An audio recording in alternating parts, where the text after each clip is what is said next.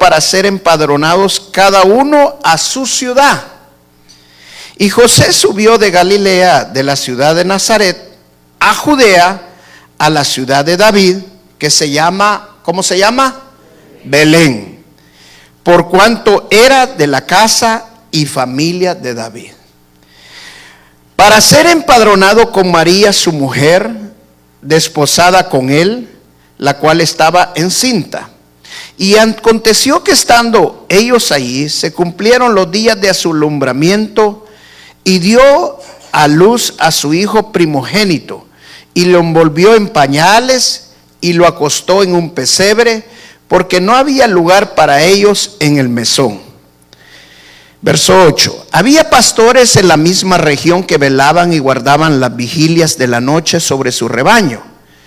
Y aquí se les presentó un ángel del Señor, y la gloria del Señor los rodeó de resplandor, y tuvieron gran temor. Pero el ángel les dijo: no temáis.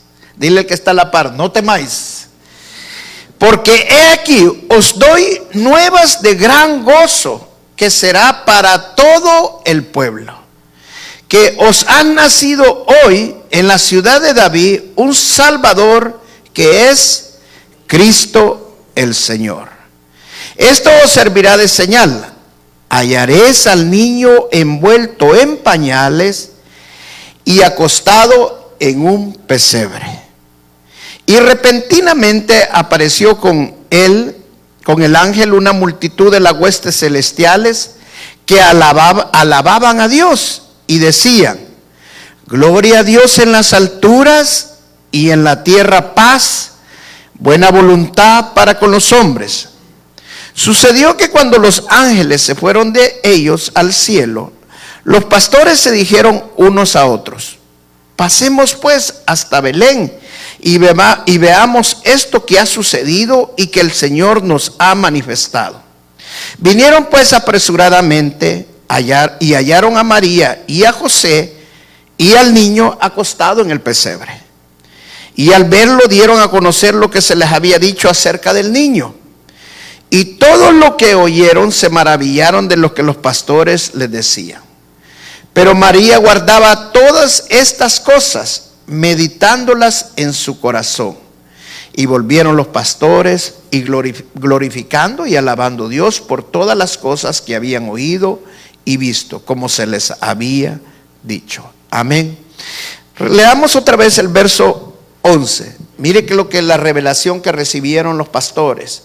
Dice: que os ha nacido hoy en la ciudad de David un Salvador, Cristo el Señor. Cristo significa Mesías. O sea que el Mesías que los judíos estaban esperando estaba naciendo. Y le fue revelado a unos pastores. Al estudiar esta historia, encontramos cosas bien interesantes, cosas que, wow, nos quedamos pensando cuando leemos toda la escritura. El nacimiento de nuestro Señor Jesucristo fue tan anunciado en el Antiguo Testamento, con profecía tras profecía, de que Él iba a venir, que iba a nacer, cómo iba a nacer. Iba a nacer de una mujer virgen, que iba a nacer en Belén. O sea, había profecía tras profecía acerca de la primera venida del Señor Jesucristo. Pero si vemos la segunda venida del Señor Jesucristo, hay el doble de profecías de lo que había con respecto a la primera venida del Señor Jesucristo. Eso significa que si es el doble, significa que nosotros tenemos que estar mucho más seguros de que Él va a venir. Y no solamente seguros, sino estar atentos. Nadie sabe cuándo, pero sí podemos, de acuerdo a las señales, reconocer que la segunda venida del Señor Jesucristo viene muy pronto. ¿Por qué quiero decir esto? Porque los judíos estaban esperando a un Salvador. Ellos estaban bajo el imperio romano. Ellos querían un Salvador que los librara del yugo de esclavitud, del yugo malo de los romanos. Y ellos sabían que venía el Mesías y querían que viniera allá, pero ellos estaban esperando al Mesías como un guerrero, estaban esperando al Mesías como un rey que iba a venir con un ejército e iba a derrotar al ejército romano. Pero no pasó nada de eso, porque justamente la profecía no decía que venía así. Pero en la segunda venida, de la venida del Señor, dice todo lo contrario. Él viene realmente como un guerrero, viene como un rey a establecer su reinado aquí. Entonces nosotros tenemos que estar expectantes en la venida del Señor y conocer todas las señales y cómo el Señor va a venir para nosotros saber que ya viene. Y yo creo que estamos justamente en esos tiempos que estamos próximos a la venida del Señor por segunda vez. No nos vaya a pasar lo que le pasó a los judíos, que no reconocieron la primera venida del Señor, sino que nos pase lo que le pasó a los pastores, que recibieron y escucharon la voz de los ángeles, y dice que la gloria de Dios los rodeó. O sea, que nos pase como los pastores, que podamos reconocer la segunda venida del Señor. Amén. Y no nos perdamos ese gran evento como se lo perdieron los judíos. Ahora, dice que Augusto César, él era el emperador en este tiempo, pero Augusto César solamente fue un instrumento de Dios. Dice en Gálatas capítulo 4, el verso 4, dice que todo se tenía que cumplir justamente en el tiempo para la venida de nuestro Señor Jesucristo. O sea que el Señor Jesucristo no nació antes ni fuera de tiempo, nació exactamente en el tiempo que Dios ya tenía predestinado, de acuerdo a su plan, para que el Señor Jesucristo naciera. O sea, el nacimiento de nuestro Señor Jesucristo simple y sencillamente era el cumplimiento del plan de Dios, que estaba revelado desde Génesis. Al principio de Génesis, cuando le dijo que de la simiente de la mujer iba a nacer, iba a herir en la cabeza a la simiente de la serpiente. Desde ahí empezamos a ver el plan de Dios.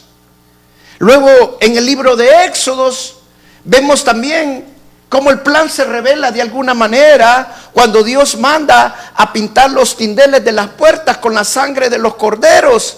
Y eso está revelando también de alguna forma el plan de Dios. Con la sangre de Jesucristo nosotros también somos cubiertos y la muerte no nos puede tocar, así como no tocó a los primogénitos en el libro de Éxodos. La sangre de Cristo nos libra de la muerte, porque nos libra de todo pecado, porque la sangre de Cristo tiene poder. Amén. Y vemos que todo el plan de Dios se va cumpliendo, se va haciendo. Luego les revela a través del agua sacada de la roca otra manifestación. ¿Por qué? Porque la roca es Jesús y el agua que produce vida, Él es el Señor. Entonces la roca que va a nacer, que es la salvación para nosotros, es nuestro Señor Jesucristo. Y Augusto César solamente era un instrumento de Dios. Dice que la palabra en el libro de Proverbios que Dios pone el hacer, el querer, pero dice en Proverbios que Él hace que los reyes hagan como Él quiere. Entonces los reyes, como en el caso de Augusto César, no es que se le antojó que iba a hacer un censo. Él ya era plan de Dios, que tenía que hacer ese censo justamente en el momento que el Señor Jesucristo iba a nacer. Imagínense qué tremendo. Dice, de acuerdo a lo que acabamos de leer, que José, que era el padre, que todos creían que era el padre de Jesús, podríamos decir el padre adoptivo de Jesús, porque él no era el papá real. José, cuando se dio cuenta que existía este censo, José, que era un hombre también escogido por Dios, no solamente por ser del linaje de David, sino Dios conocía su corazón. Él no dejó solo a María, pero sabía también la responsabilidad familiar que él tenía.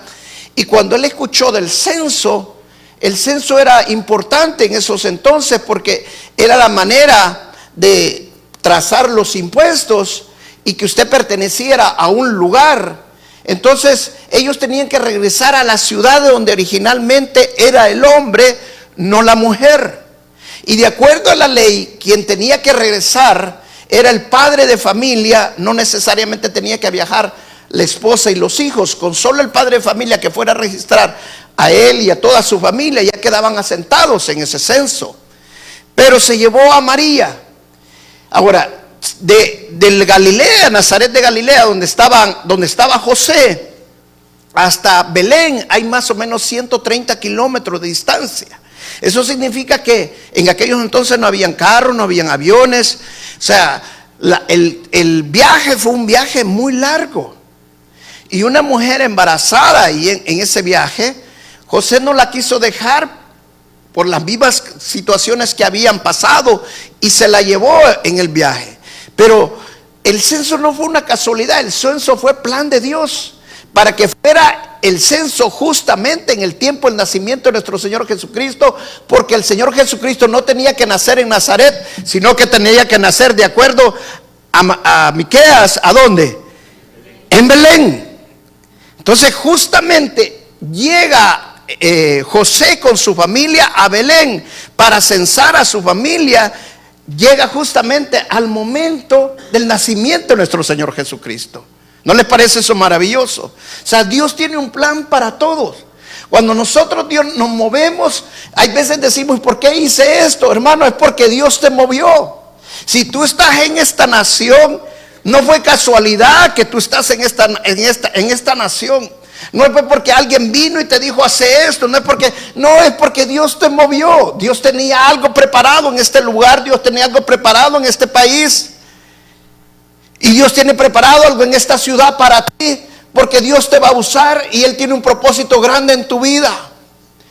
Cuando nosotros somos parte del propósito de Dios, Dios no mueve las cosas por casualidad. Dios ya tiene un plan, y Dios tiene un plan para cada uno de nosotros.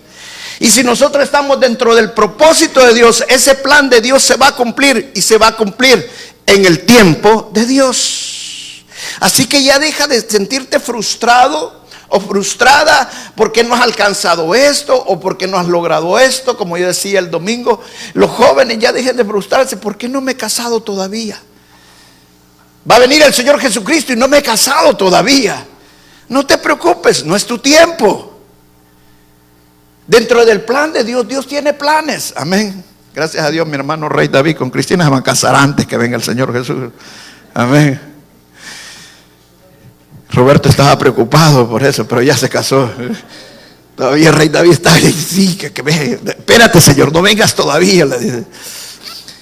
Pero Dios tiene un plan para todo. O sea, y vemos aquí cómo Dios trabaja los tiempos, trabaja las formas para que todo se dé de acuerdo al plan de Dios. Dios no trabaja por accidente, Dios no trabaja por casualidad. Dios tiene un plan perfecto para todo. Amén. Yo creo que cuando yo me salvé, cuando yo recibí al Señor Jesucristo, ¿sabe? Dios tenía un plan cómo ganarme.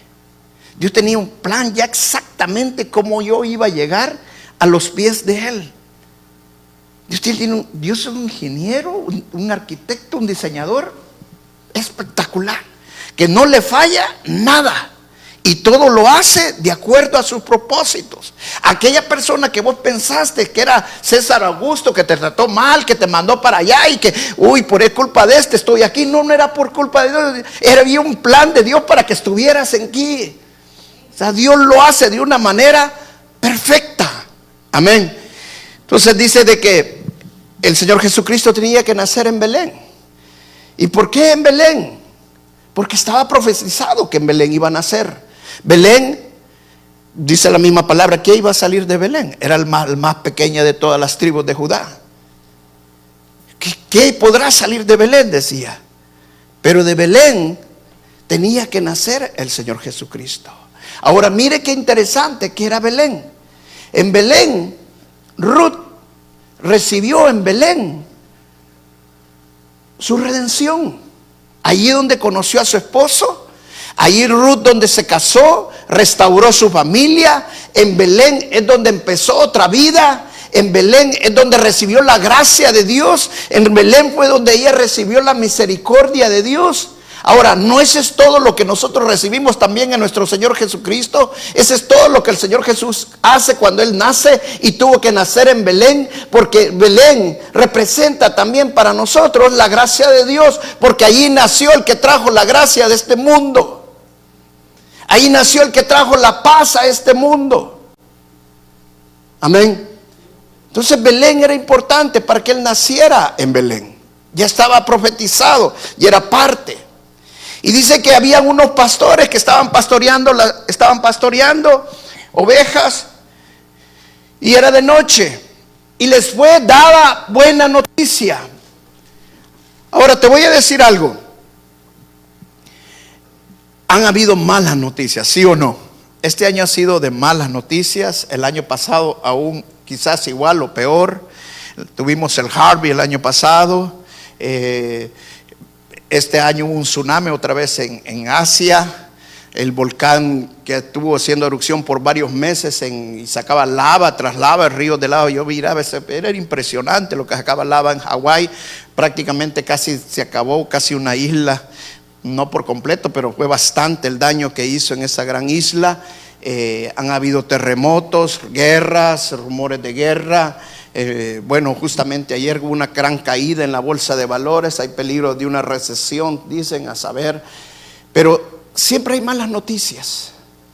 Pero ¿saben lo hermoso cuando nosotros leemos el Evangelio? Que el Evangelio significa buenas nuevas.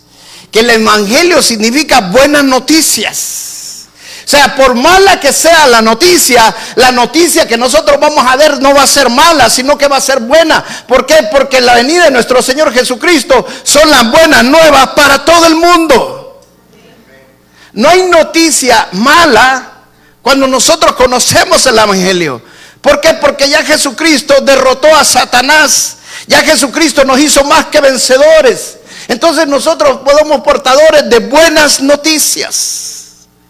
Por muy buena que sea la noticia, hay una noticia que es más buena que todas las buenas, y es el nacimiento de nuestro Señor Jesucristo. Y por eso él le dice al ángel: vayan y lleven esta noticia, sean portadores de buenas nuevas. Escuche bien lo que le voy a decir, hermano. Yo he visto muchos evangelistas que cuando van a evangelizar empiezan a decirle a la gente: arrepiéntanse, víboras, porque viene el juicio y van a ir al infierno. Lo hacen realmente con un corazón mucho sincero y todo, pero ignorantes. ¿Por qué? Porque nosotros no somos portadores de malas noticias. Nosotros somos portadores de buenas noticias. Amén. Nosotros tenemos que decirle a la gente que hay esperanza, en Jesús hay esperanza, y que Él vino a salvar al mundo. En esta Navidad recordémosle a los que no conocen al Señor Jesucristo que estamos celebrando al Salvador del mundo, que estamos celebrando al que nos vino a librar de nuestra condenación, que Él vino a traer paz a mi hogar, que Él vino a traer paz a mi vida, que estaba separado de Dios, pero que ahora soy amigo con Dios, y que el plan de Dios en mi vida, que el plan de Dios en el mundo sea cumplido a través de nuestro Señor Jesucristo. Amén. Esa es la buena noticia que nosotros tenemos que llevarle a todo el mundo. Cuando alguien está en depresión, cuando alguien está pasando un divorcio, cuando alguien está pasando una crisis económica, hermano, deje de anunciarle malas noticias. Cuando le diga: no, y que me he divorciado, no voy a tener casa para vivir, no voy a tener esto para comer, no voy a tener aquello para comer, y usted viene y le agrega: ay, pobrecita, no te preocupes, yo sé que te va a ir mal, y a saber cómo la vas a hacer. Y que no, empiece a anunciarle buenas noticias. Ten esperanza en el Señor Jesucristo. Agárrate de los pies del Señor. Cree en el Señor Jesucristo y Él va a hacer milagros en tu vida. Él va a abrir puertas donde se han cerrado. Él va a restaurar tu vida. ¿Por qué? Porque nosotros somos portadores de buenas noticias. Mire cómo le dijo en el verso 10 el ángel a los pastores cuando se le acercó. Pero el ángel les dijo: no temáis. No temáis. ¿Sabe qué significa la Navidad? No temáis. La Navidad es que no nos vamos a llenar de miedo. La Navidad es que sabemos que ahora Jesús está con nosotros. Sabemos que Él vino a este mundo, ¿para qué? Para rescatarnos. Sabemos que Él vino a este mundo, ¿para qué? Para darnos la victoria, para sacarnos de los problemas, para sacarnos de la tribulación, siempre y cuando creamos y vivamos de acuerdo a como dice su palabra. Amén. Y que dejemos que la sangre de Cristo nos rocíe continuamente. Esa es la Navidad. No tener miedo, saber que son buenas noticias para todos nosotros. Que en Él tenemos esperanza. Que en Él podemos salir adelante de cualquier situación. Antes dice la palabra que para poder entrar yo al lugar santísimo tenía que ir donde estaba el sacerdote para darle una ofrenda al sacerdote, y que el sacerdote esperara al año para que el sacerdote entrara al lugar santísimo. Y primero Dios que el sacerdote no tuviera ningún pecadito por allí, para que no quedara muerto allí y pudiera redimir todos nuestros pecados. Pero ahora, gracias a lo que el Señor Jesucristo hizo en la cruz del Calvario, ahora esta Navidad yo me recuerdo que nació mi Salvador, que ahora yo sé que con la muerte de Él y su resurrección, ahora yo tengo entrada al lugar santísimo. Y si yo tengo un problema económico, yo tengo un problema en mi matrimonio, yo tengo un problema de salud, yo voy al lugar santísimo y sé a quién recurrir. Y Él está sentado a la derecha ahora de Dios Padre y está intercediendo por todos nuestros pecados. Él es nuestra esperanza. Amén. Él es nuestro Salvador. Cristo Jesús. Por eso los pastores, permítame un momento.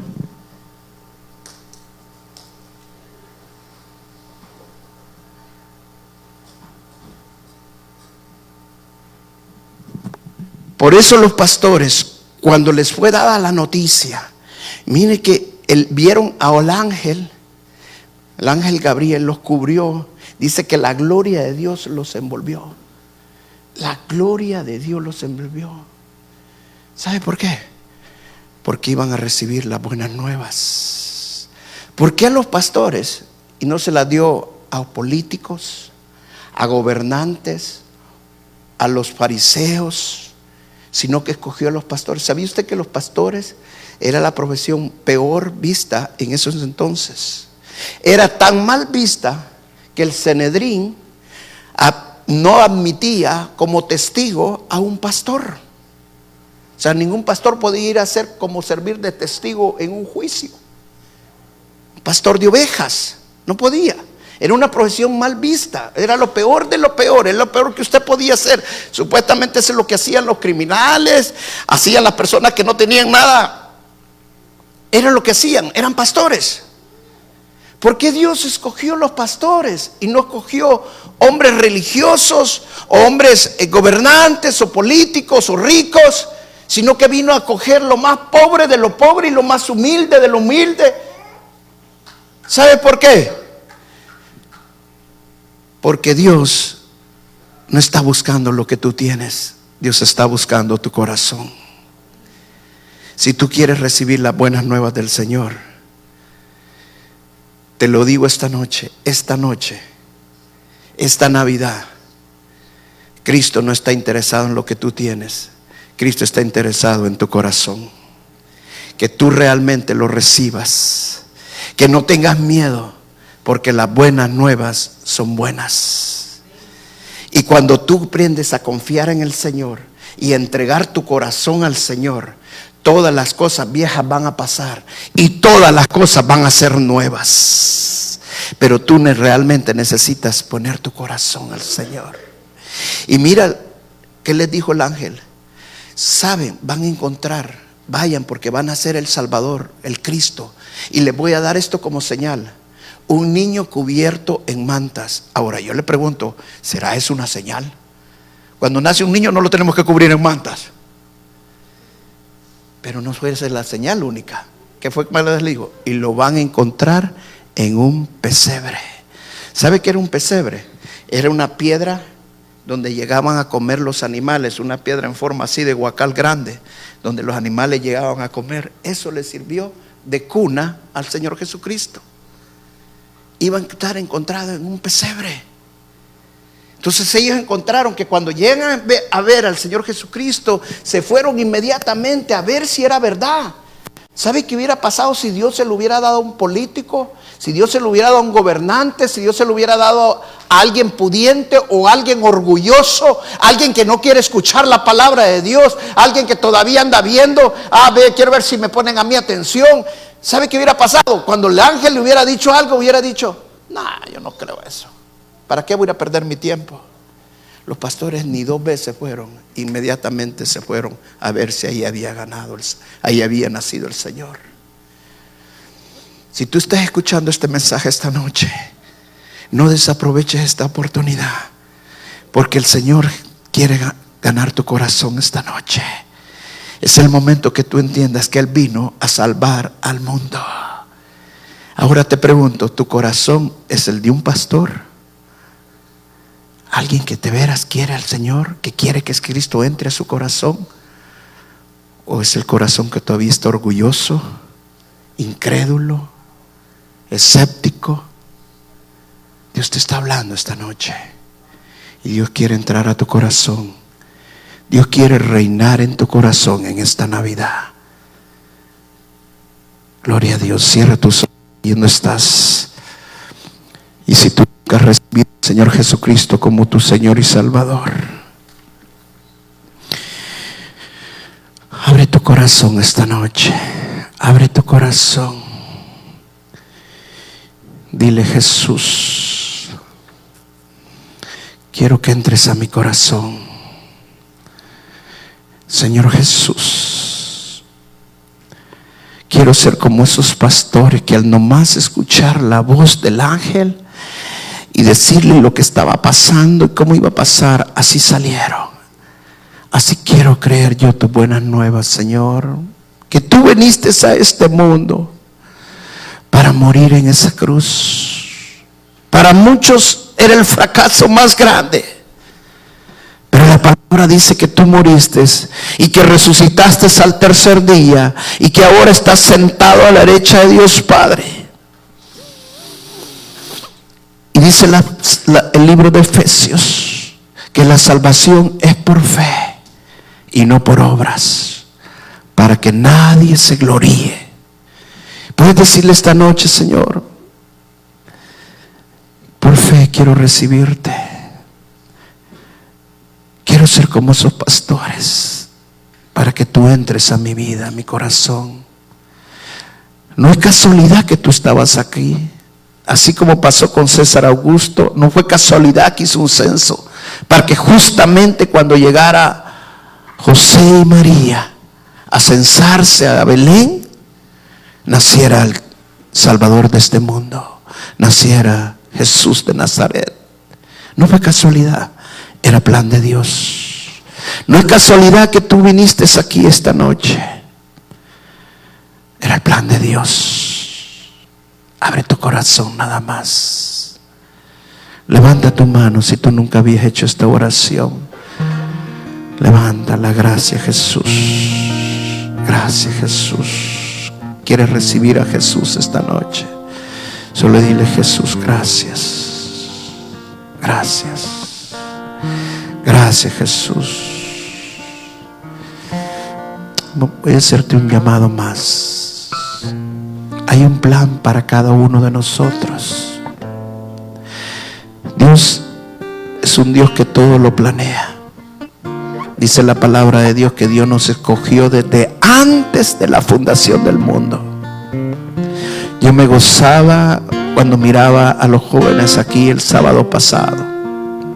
Y me gozaba porque mientras yo los miraba, el Espíritu Santo me iba revelando de cada joven cómo los iba a usar. Y yo miraba uno tras otro, uno tras otro.